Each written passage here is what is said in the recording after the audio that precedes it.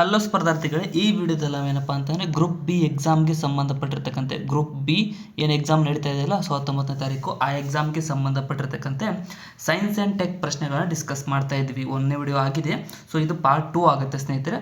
So ಅದಕ್ಕೋಸ್ಕರ ಹೊಸ್ತಾ ಬಂದಿರೋರು ಈ ವಿಡಿಯೋನ ಕಂಪ್ಲೀಟಾಗಿ ನೋಡಿಕೊಂಡು ಸೊ ಅದನ್ನು ಕೂಡ ನೋಡಿಕೊಂಡ್ರೆ ಇನ್ನೊಂದು ವಿಡಿಯೋ ಬರುತ್ತೆ. 3 ವಿಡಿಯೋ ಟೋಟಲ್ ಆಗಿರ್ತವೆ. ಸೊ ಅವುಗಳನ್ನು ಕೂಡ ನೋಡಿಕೊಡ್ರಿ. ಕ್ವಶನ್ಗಳು ತುಂಬ ಇಂಪಾರ್ಟೆಂಟ್ ಆಗಿರುತ್ತೆ. ಸೊ ಎಕ್ಸಾಮ್ದಲ್ಲಿ ಕೇಳಬಹುದಾದಂಥ ಪ್ರಶ್ನೆಗಳನ್ನ ನಾವು ತೆಗೆದುಕೊಂಡು ಬಂದಿದ್ದೀವಿ. ಸೊ ಜಾಸ್ತಿ ಸಮಯ ವೇಸ್ಟ್ ಮಾಡೋದು ಬೇಡ. ಸೊ ಪ್ರಾರಂಭ ಮಾಡೋದು ನೋಡಿ. ಮೊದಲನೇ ಪ್ರಶ್ನೆ ಏನಿದೆ ನೋಡಿ, ಕೆಳಗಿನ ಯಾವ ಕಾಯಿಲೆಗೆ ಸಂಬಂಧಿಸಿದಂತೆ ಇತ್ತೀಚಿನ ಸುದ್ದಿಗಳಲ್ಲಿ H1N1 ಪ್ರಸ್ತಾಪವಾಗಿತ್ತು ಅಂತ ಕೇಳಿದ್ದಾರೆ. ಸೊ H1N1 ಅನ್ನುವಂಥದ್ದು ಒಂದು ಯಾವ ಕಾಯಿಲೆಯಪ್ಪ ಅಂತಂದ್ರೆ ಇದೊಂದು ಹಂದಿ ಜ್ವರ ಆಗಿದೆ. ಇದಕ್ಕೆ ಹಂದಿ ಜ್ವರ ಅಂತ ಕನ್ನಡದಲ್ಲಿ ಕರೀತಾರೆ. ಸೊ ಅದೇ ರೀತಿಯಾಗಿ H1N1 ಅನ್ನುವಂಥ ವೈರಸ್ ಇದು. ನೆಕ್ಸ್ಟ್,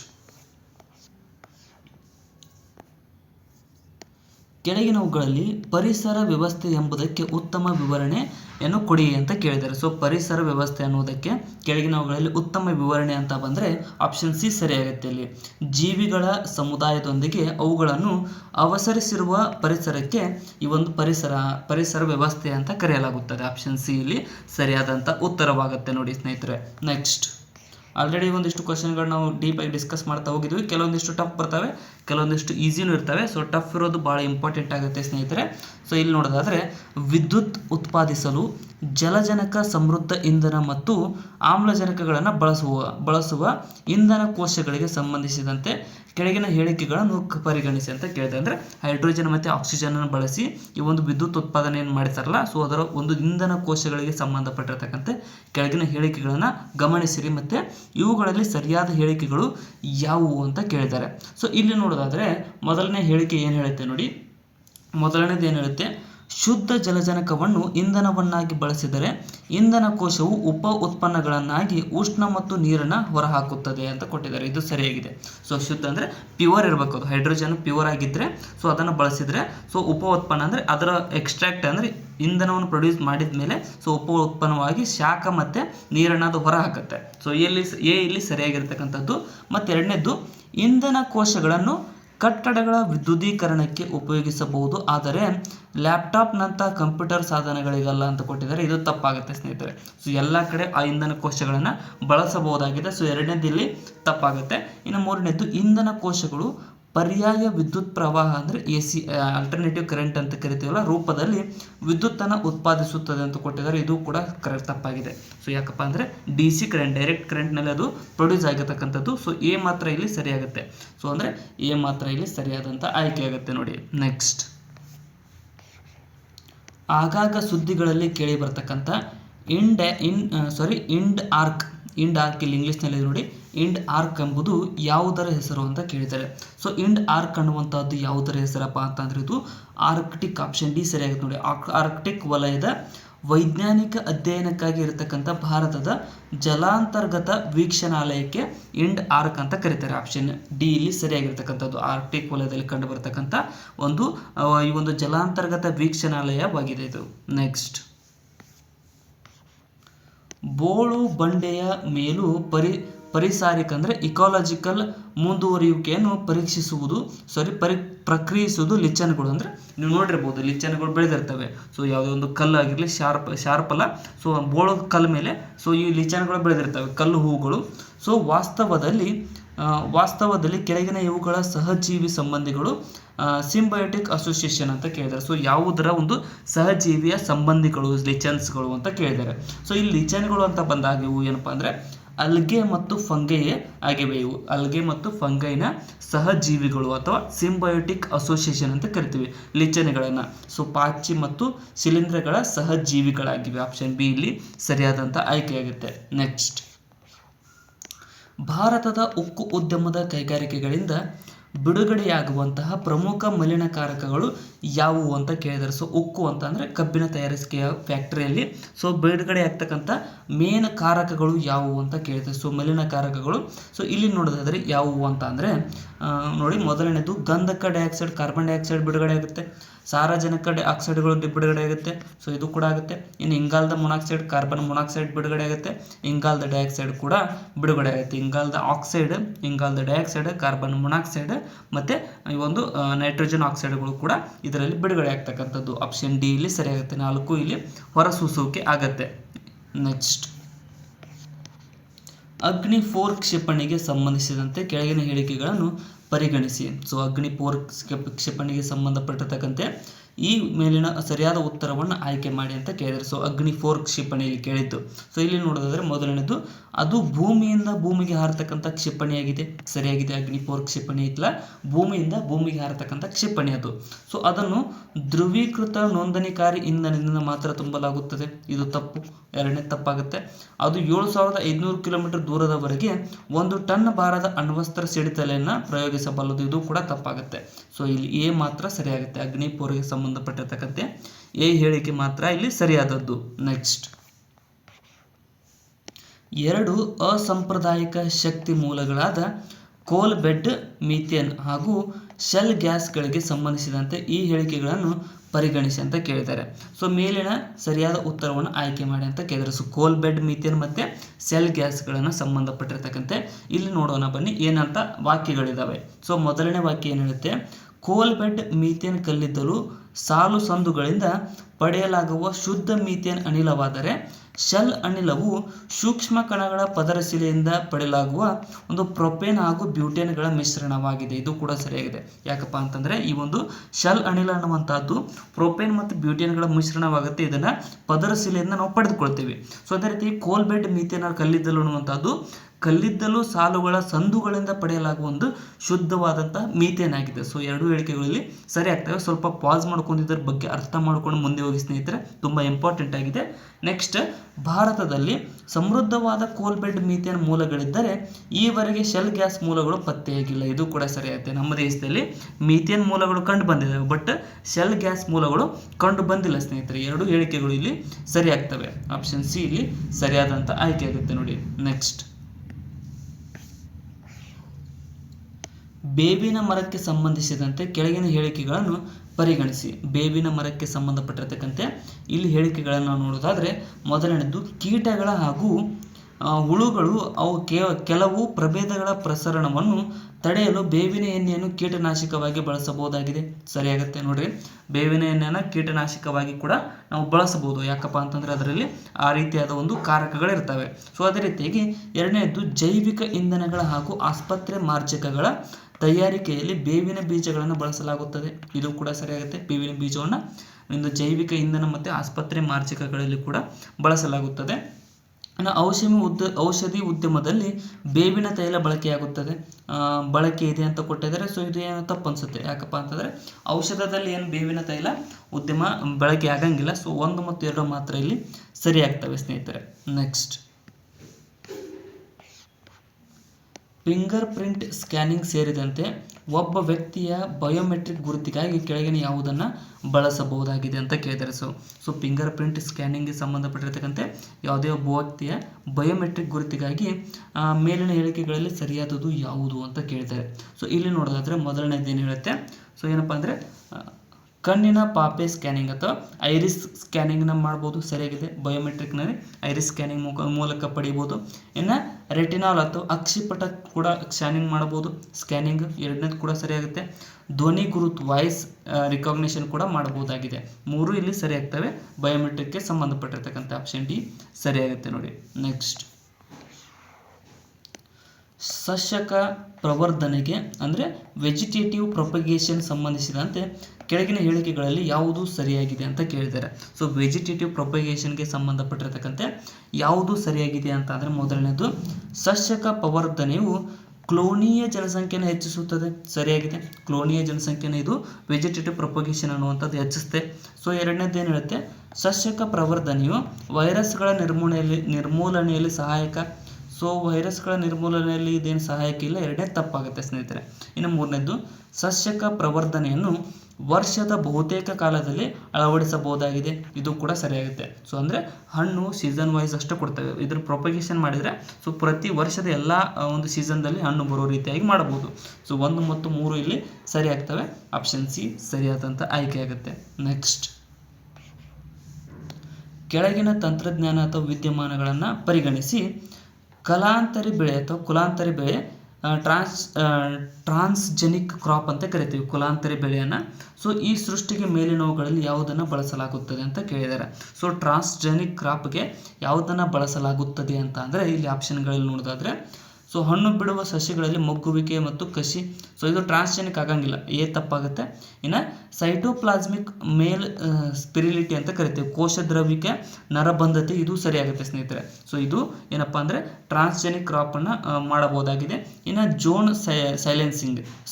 ಸೈಲೆನ್ಸಿಂಗ್ ಇದು ಕೂಡ ಒಂದು ಏನಪ್ಪ ಅಂದರೆ ಟ್ರಾನ್ಸ್ಜೆನಿಕ್ ಕ್ರಾಪ್ ಆಗುತ್ತೆ. ಸೊ 2 ಮತ್ತು 3 ಇಲ್ಲಿ ಸರಿಯಾಗ್ತವೆ. ಆಪ್ಷನ್ಗಳಲ್ಲಿ ನೋಡಿದ್ರೆ ಆಪ್ಷನ್ ಬಿ ಸರಿಯಾದಂಥ ಆಯ್ಕೆ ಆಗುತ್ತೆ. ನೆಕ್ಸ್ಟ್,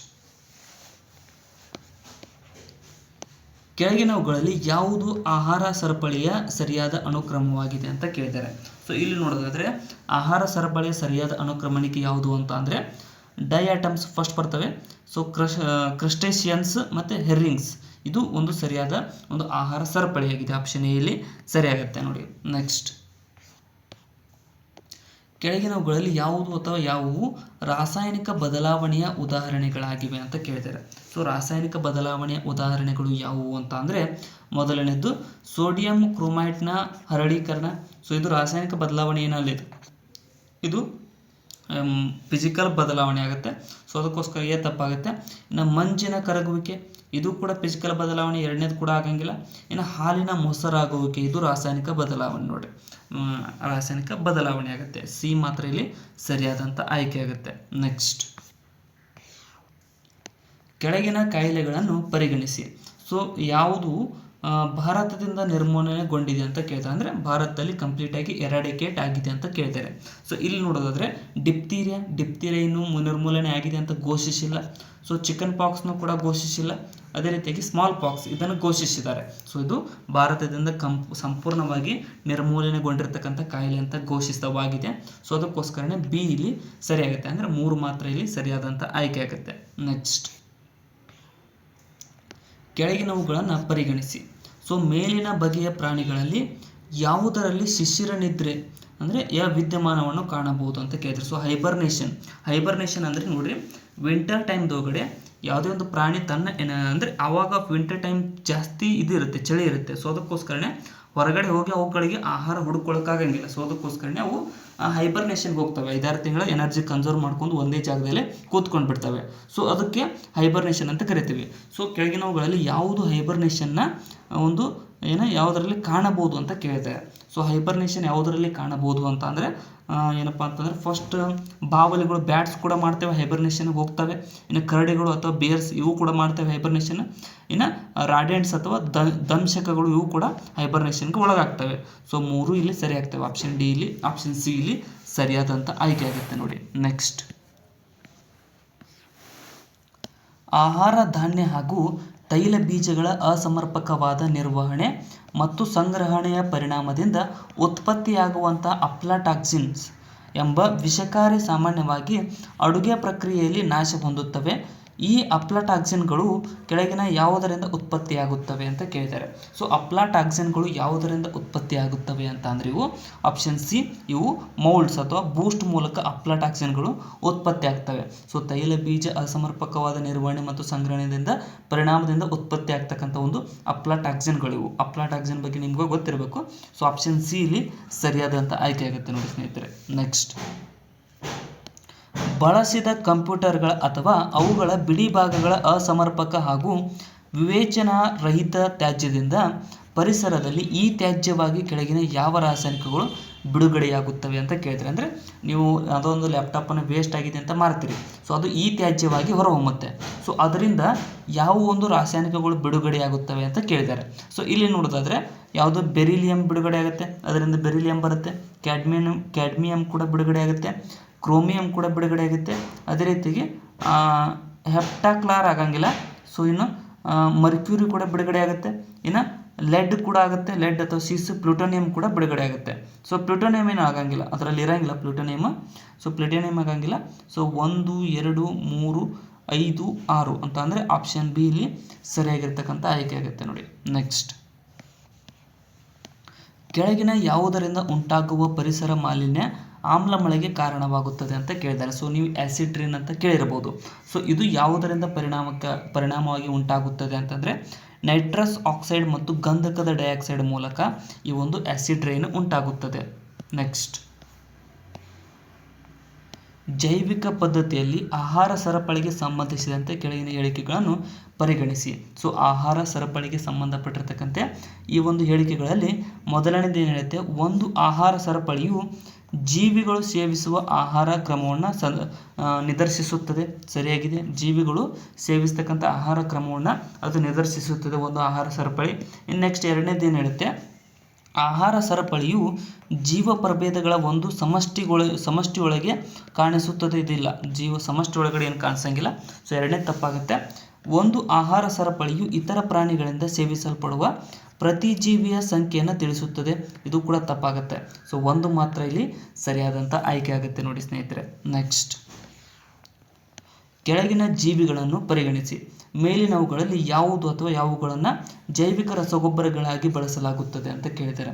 ಸೊ ಜೈವಿಕ ರಸಗೊಬ್ಬರವಾಗಿ ಯಾವುದನ್ನಪ್ಪ ಅಂದರೆ ನೋಸ್ಟಾಕನ್ನು ಬಳಸಲಾಗುತ್ತದೆ. ಎರಡನೇದು ಸರಿಯಾಗುತ್ತೆ. ನೋಸ್ಟಾಕನ್ನು ಬಳಸಲಾಗುತ್ತದೆ. ಈ ಅಗ್ಯಾರಿಕಸ್ ಬಳಸಂಗಿಲ್ಲ, ಸ್ಪೈರೋಗೆರಾ ಕೂಡ ಬಳಸಂಗಿಲ್ಲ. ಸೊ ಬಿ ಮಾತ್ರ ಇಲ್ಲಿ ಸರಿಯಾದಂಥ ಉತ್ತರ ಆಗುತ್ತೆ ನೋಡಿ. ನೆಕ್ಸ್ಟ್, ಕೆಳಗಿನವುಗಳಲ್ಲಿ ಯಾವುದು ಅಥವಾ ಯಾವುವು ಮಣ್ಣಿಗೆ ಸಾರಜನಕವನ್ನು ಸೇರಿಸುತ್ತದೆ ಅಂತ ಕೇಳಿದ್ದಾರೆ. ಸೊ ಮಣ್ಣಿಗೆ ಸಾರಜನಕವನ್ನು ಸೇರಿಸುವುದು ಯಾವುದಪ್ಪ ಅಂತಂದರೆ ಇದು ಏನಪ್ಪ ಅಂತಂದರೆ ಇಲ್ಲಿ ಫಂಗೈ ಮತ್ತು ವೈರಸ್ ಇವೆರಡು ಏನಿದ್ದಾವಲ್ಲ, ಸೊ ಇವು ಮಣ್ಣಿಗೆ ಸಾರಜನಕವನ್ನು ಸೇರಿಸ್ತಕ್ಕಂಥ ಒಂದು ಇದಾಗಿದೆ. ಸೊ ಆಪ್ಷನ್ ಸಿ ಇಲ್ಲಿ ಸರಿಯಾದಂಥ ಆಯ್ಕೆ ಆಗುತ್ತೆ. ನೆಕ್ಸ್ಟ್, ಹಚ್ಚೆ ಹಾಕಿಸಿಕೊಳ್ಳುವುದರಿಂದ ಅಂದರೆ ಟ್ಯಾಟೂ ಏನು ಹಾಕಿಸ್ಕೊತೀರ, ಕೆಳಗಿನ ಯಾವ ಕಾಯಿಲೆ ಒಬ್ಬರಿಂದ ಇನ್ನೊಬ್ಬರಿಗೆ ಹರಡಬಹುದು ಅಂತ ಕೇಳಿದ್ದಾರೆ. ಸೊ ಹಚ್ಚೆ ಹಾಕಿಸ್ಕೊಂಡಾಗ ನಿಮಗೆ ಸೂಜಿಯಿಂದ ಚುಸ್ತಾರೆ. ಸೊ ಅದರಿಂದ ಹರಡ್ತಕ್ಕಂಥದ್ದು ಯಾವ ಕಾಯಿಲೆ ಅಂತ ಕೇಳಿದ್ದಾರೆ. ಸೊ ಯಾವುದು ಹರಡಬಹುದು ಅಂತಂದರೆ ಇಲ್ಲಿ ಏನಪ್ಪ ಅಂತಂದರೆ ಹೆಪಟೈಟಿಸ್ ಬಿ ಕೂಡ ಹರಡಬಹುದು. ಅದೇ ರೀತಿಯಾಗಿ HIV ಏಡ್ಸ್ ಕೂಡ ಹರಡಬಹುದು. ಚಿಕನ್ ಗುನ್ಯಾ ಸೊಳ್ಳೆಯಿಂದ ಬರುತ್ತೆ. ಸೊ ಎ ಹರಡಂಗಿಲ್ಲ. ಹೆಪಟೈಟಿಸ್ ಬಿ ಮತ್ತು HIV ಎರಡು ಹರಡುತ್ತವೆ. ಆಪ್ಷನ್ ಬಿ ಇಲ್ಲಿ ಸರಿಯಾಗುತ್ತೆ ನೋಡಿ. ನೆಕ್ಸ್ಟ್, ಕೆಳಗಿನವುಗಳಲ್ಲಿ ಯಾವ ಪದವು ಕೇವಲ ಜೀವಿಯೊಂದರಿಂದ ಆವರಿಸಲ್ಪಟ್ಟ ಭೌತಿಕ ಪ್ರದೇಶವನ್ನಷ್ಟೇ ಅಲ್ಲ, ಜೀವಿಗಳ ಸಮುದಾಯದಲ್ಲಿ ಅದರ ಕಾರ್ಯಪಾತ್ರವನ್ನು ವರ್ಣಿಸುತ್ತದೆ ಅಂತ ಕೇಳಿದ್ದಾರೆ. ಸೊ ಕೇವಲ ಜೀವಿಯೊಂದರಿಂದ ಆವರಿಸಲ್ಪಟ್ಟ ಭೌತಿಕ ಪ್ರದೇಶವನ್ನಷ್ಟೇ ಅಲ್ಲದೆ ಜೀವಿಗಳ ಸಮುದಾಯದಲ್ಲಿ ಅದರ ಕಾರ್ಯಪಾತ್ರವನ್ನು ವರ್ಣಿಸುತ್ತದೆ ಯಾವುದು ಅಂತ ಅಂದರೆ ಇಲ್ಲಿ ಸರಿಯಾದಂಥ ಉತ್ತರ ಇಕೋಲಾಜಿಕಲ್ ನೀಚೆ ಅಂತ ಕರಿತೀವಿ. ಇಕೋಲಾಜಿಕಲ್ ನೀಚ್ ಅಥವಾ ನೀಚೆ ಅನ್ನುವಂಥದ್ದು ಜೈವಿಕ ಆವರಣ ಅಂತ ಕರಿತೀವಿ. ಇದು ಒಂದು ಜೀವಿಯೊಂದರ ಆವರಿಸಲ್ಪಟ್ಟ ಭೌತಿಕ ಪ್ರದೇಶವನ್ನು ಹಿಡಿದುಕೊಂಡು ಜೀವಿಗಳ ಸಮುದಾಯದಲ್ಲಿನ ಅವುಗಳ ಕಾರ್ಯಪಾತ್ರವನ್ನು ಕೂಡ ವರ್ಣಿಸ್ತಕ್ಕಂಥದ್ದಾಗಿದೆ. ಆಪ್ಷನ್ ಬಿ ಇಲ್ಲಿ ಸರಿಯಾಗುತ್ತೆ ನೋಡಿ. ನೆಕ್ಸ್ಟ್, ಕೆಳಗಿನ ಯಾವುಗಳ ನಡುವಿನ ಪ್ರಕ್ರಿಯೆಯ ಪರಿಣಾಮ ಫೋಟೋಕೆಮಿಕಲ್ ಸ್ಮಾಗ್ ಅಂತ ಕರಿತೀವಿ. ದ್ಯುತಿ ರಾಸಾಯನಿಕ ಧೂಮ ಸೊ ಇದು ಉಂಟಾಗುತ್ತದೆ ಅಂತ ಕೇಳಿದ್ದಾರೆ. ಸೊ ಫೋಟೋಕೆಮಿಕಲ್ ಸ್ಮಾಗ್ ಅನ್ನುವಂಥದ್ದು ಯಾವುದರ ಒಂದು ಕಾರ್ಯದಿಂದ ಉಂಟಾಗುತ್ತದೆ ಅಂತ ಅಂದರೆ ಇದು ಸೂರ್ಯನ ಬೆಳಕಿನಡಿ ನೈಟ್ರೋಜನ್ ಡೈಆಕ್ಸೈಡ್, ಓಜೋನ್ ಮತ್ತು ಪರಾಕ್ಸಿ ಅನಿಟಲ್ ನೈಟ್ರೇಟ್ ಮೂಲಕ ಈ ಒಂದು ಫೋಟೋಕೆಮಿಕಲ್ ಸ್ಮಾಗ್ ಉಂಟಾಗುತ್ತೆ. ಆಪ್ಷನ್ ಎ ಇಲ್ಲಿ ಸರಿಯಾಗುತ್ತೆ ನೋಡಿ. ನೆಕ್ಸ್ಟ್, ಕೆಳಗಿನ ಖನಿಜಗಳನ್ನು ಪರಿಗಣಿಸಿ. ಸೊ ಮೇಲೆ ಕೊಡಲಾಗಿರುವ ಖನಿಜಗಳಲ್ಲಿ ಯಾವುದು ಅಥವಾ ಯಾವುವು ಮನುಷ್ಯನ ದೇಹದೊಳಗಿನ ಸ್ನಾಯುಗಳ ಆಕುಂಚನಕ್ಕೆ ಅವಶ್ಯಕವಾಗಿವೆ ಅಂತ ಕೇಳಿದ್ದಾರೆ. ಸೊ ಯಾವುದು ಅಂತ ಅಂದರೆ ಕ್ಯಾಲ್ಸಿಯಂ, ಕಬ್ಬಿಣ ಮತ್ತು ಸೋಡಿಯಂ ಈ ಮೂರುಗಳು ಈ ಒಂದು ಖನಿಜಗಳ ಅಥವಾ ಮನುಷ್ಯನ ದೇಹದೊಳಗಿನ ಸ್ನಾಯುಗಳ ಕುಂಚನಕ್ಕೆ ಅವಶ್ಯಕವಾಗಿರತಕ್ಕಂಥ ಖನಿಜಗಳಾಗಿವೆ. ನೆಕ್ಸ್ಟ್, ರೀಕಾಂಬಿನೆಂಟ್ DNA ತಂತ್ರಜ್ಞಾನವು ಜೀನ್ಗಳ ವರ್ಗಾವಣೆಯನ್ನು ಕೆಳಗಿನಂತೆ ಸಾಧಿಸುತ್ತದೆ ಅಂತ ಕೇಳಿದ್ದಾರೆ. ಸೊ ರೀಕಾಂಬಿನೆಂಟ್ DNA ತಂತ್ರಜ್ಞಾನವು ಜೀನ್ಗಳ ವರ್ಗಾವಣೆಯನ್ನು ಯಾವುದರ ಮೂಲಕ ಸಾಧಿಸುತ್ತದೆ ಅಂತಂದರೆ ಇಲ್ಲಿ ನೋಡೋದಾದರೆ ಮೊದಲನೇದು ಏನು ಹೇಳುತ್ತೆ ನೋಡಿ, ಸಸ್ಯಗಳ ಭಿನ್ನ ಪ್ರಭೇದಗಳ ಮಧ್ಯೆ ಅಡ್ಡಲಾಗಿ ಹಾಯುವಂತೆ ಮಾಡುತ್ತದೆ. ಮತ್ತು ಪ್ರಾಣಿಗಳಿಂದ ಸಸ್ಯಗಳಿಗೆ ಇದು ಹರಡುತ್ತೆ. ಮತ್ತು ಸೂಕ್ಷ್ಮ ಜೀವಿಗಳಿಂದ ಉನ್ನತ ಜೀವಿಗಳಿಗೂ ಕೂಡ ಇದು ಹರಡುತ್ತೆ. 1, 2, 3 ಇಲ್ಲಿ ಸರಿಯಾದಂಥ ಆಯ್ಕೆಗಳಾಗ್ತವೆ. ಆಪ್ಷನ್ ಡಿ ಇಲ್ಲಿ ಸರಿಯಾಗುತ್ತೆ ನೋಡಿ ಸ್ನೇಹಿತರೆ. ನೆಕ್ಸ್ಟ್, ಕೆಳಗಿನ ಪ್ರಾಣಿಗಳನ್ನು ಪರಿಗಣಿಸಿ. ಸೊ ಕೆಳಗಿನ ಪ್ರಾಣಿಗಳನ್ನು ನೋಡಿದಾಗ ಇಲ್ಲಿ ಮೊದಲನೇದು ಏನು ಹೇಳುತ್ತೆ, ಕಡಲ ಹಸು ಅಥವಾ ಸೀ ಕೌ ಅನ್ನುವಂಥದ್ದು ಸಸ್ತನಿಗಳು ಯಾವುವು ಅಂತ ಕೇಳಿದ್ದಾರೆ. ಸೊ ಇದರಲ್ಲಿ ಸಸ್ತನಿ, ಸೀ ಕೌ ಒಂದು ಸಸ್ತನಿಯಾಗಿದೆ. ಅದೇ ರೀತಿಯಾಗಿ ಕಡಲ ಸಿಂಹ ಅಥವಾ ಸೀ ಲಯನ್ ಅಂತ ಏನು ಕರಿತೀವಲ್ಲ ಇದು ಕೂಡ ಸಸ್ತನೆ, ಕಡಲ ಕುದುರೆ ಸಸ್ತನೆ ಅಲ್ಲ.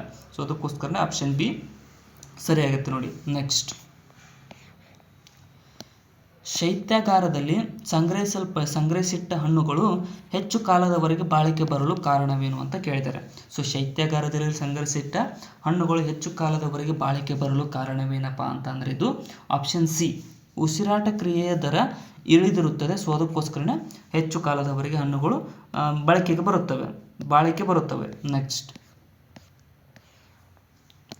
ಬೈಸಿಕಲ್ಗಳು, ಕಾರುಗಳಲ್ಲಿ ಬಾಲ್ ಬೇರಿಂಗ್ಗಳನ್ನು ಬಳಸಲುತ್ತಾರೆ ಏಕೆಂದರೆ ಅಂತ ಕೇಳಿದ್ದಾರೆ. ಸೊ ಗುಂಡು ಹುರುಳುಗಳನ್ನು ಬಳಸ್ತಾರೆ. ಸೊ ಇದು ಯಾಕೆ ಅಂತ ಕೇಳಿದ್ದಾರೆ. ಸೊ ಇದು ಯಾಕೆಪ್ಪ ಅಂತಂದರೆ ಗಾಲಿ ಮತ್ತು ಅಚ್ಚುಗಳ ನಡುವಿನ ಪರಿಣಾಮಕ ಸಂಪರ್ಕ ಸ್ಥಳ ಅಂದರೆ ಇಫೆಕ್ಟಿವ್ ಏರಿಯಾ ಆಫ್ ಕಾಂಟ್ಯಾಕ್ಟನ್ನು ಕಡಿಮೆ ಮಾಡುವುದರ ಸಲುವಾಗಿ ಈ ಒಂದು ಬೈಸಿಕಲ್ ಮತ್ತು ಕಾರುಗಳಲ್ಲಿ ಬಾಲ್ ಬೇರಿಂಗನ್ನು ಬಳಸಲಾಗುತ್ತದೆ. ಸೊ ಇಲ್ಲಿಗೆ ಈ ವಿಡಿಯೋನ ಕಂಪ್ಲೀಟ್ ಮಾಡ್ತಾ ಇದ್ದೀನಿ. ಸೊ ನೆಕ್ಸ್ಟ್ ಇನ್ನೊಂದು ವಿಡಿಯೋ ಬರುತ್ತೆ, ಅದನ್ನು ಕೂಡ ನೋಡ್ತಾ ಇರಿ. ಸೊ ಕೊನೆವರೆಗೂ ನೋಡಿದ್ದಕ್ಕೆ ಕೆಲವು ಧನ್ಯವಾದಗಳು. ಸಬ್ಸ್ಕ್ರೈಬ್ ಮಾಡಿಕೊಡ್ರಿ ಮತ್ತು ನಿಮ್ಮ ಫ್ರೆಂಡ್ಸ್ಗೆ ಶೇರ್ ಮಾಡೋದನ್ನು ಕೂಡ ಮರಿಬೇಡಿ. Thank you so much.